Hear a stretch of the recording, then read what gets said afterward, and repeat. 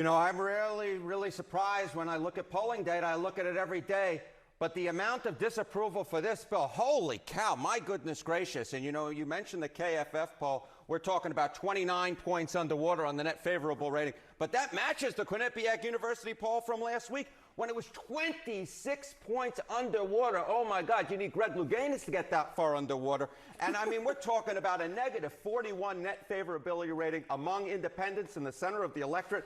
You rarely ever see pieces of legislation or proposed pieces of legislation as unpopular as this. But here you see it in two polls, 26 points underwater and 29 points underwater. No good. All right, what about the GOP? Because we have seen some pushback from some lawmakers, and we saw that, I don't know, nuclear reaction from Elon Musk about this bill. What are you seeing there? Yeah, I mean, there is a large chunk of the Republican Party that is not in favor of this bill. So this is the GOP with an unfavorable view of this bill. And what we see here is, look at this, 23% are opposed, have an unfavorable rating of the big, beautiful bill. Now, to put that in some perspective, Donald Trump's unfavorable rating with the GOP is 9%. So this is more than double.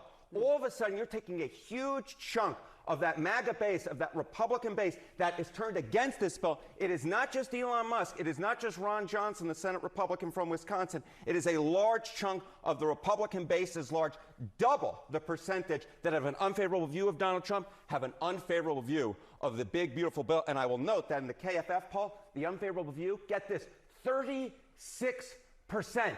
You rarely ever see anything that Donald Trump backs get that high of an unfavorable view among Republicans. But here it is with the big, beautiful bill. Yeah, and there's a very small margin there, so they're going to have to work out these details.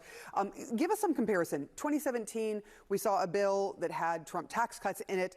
What does the support look like compared to that? Yeah, you know, that wasn't that popular back in the day. It was a minus 17 net favorable rating. But here, what do we see with the big, beautiful bill on the aggregate? Minus 28 points. So this is far more unpopular than those tax cuts were back in 2017. And remember, Republicans lost the House in 2018. So if this is the big, beautiful bill, it may be a big, beautiful bill for Democrats if it passes, because they'll have a big, beautiful night come midterm night of 2026. In my sad math, that is almost double yes. there. Almost. It's not good. It's not good.